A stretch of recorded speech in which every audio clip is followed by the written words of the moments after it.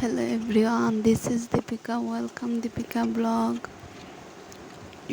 আজকে সকাল সকাল ঘুম থেকে উঠে স্নান সেরে ফেললাম, তারপর রান্না করলাম, বাচ্চার খানিও করলাম, রান্না করলাম। আমার নৈতিক গেছিলো স্কুলে, ওর আজকে পরীক্ষা আসলো, তো ওই 11টার সময় আইসি স্কুল থেকে। এর আগে আমি রান্না করলাম।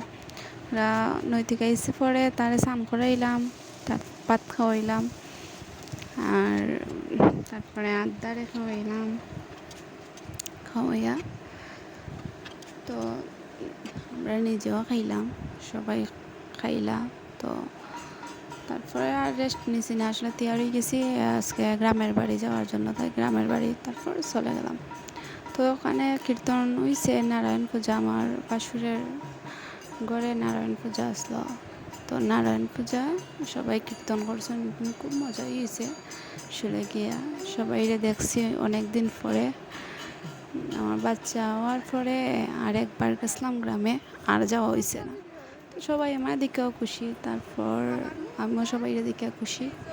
তো আমার জালকে নিয়ে তো আস্তে গ্রামটা আসলে ঘুরে দেখছি।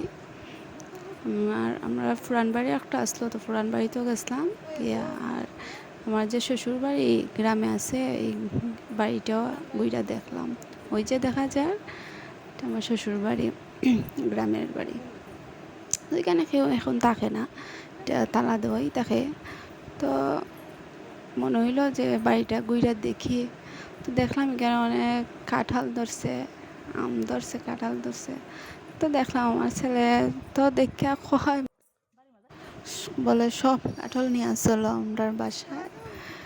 তারপরে ওর বাবা মানুষ দিয়ে 2টা কাঁঠাল পাড়াইছেন, পাড়াইয়া বাসায় নিয়ে আসেন। সবার যদি ভালো লাগে আমার ভিডিওটা লাইক, কমেন্ট, শেয়ার করেন। ধন্যবাদ।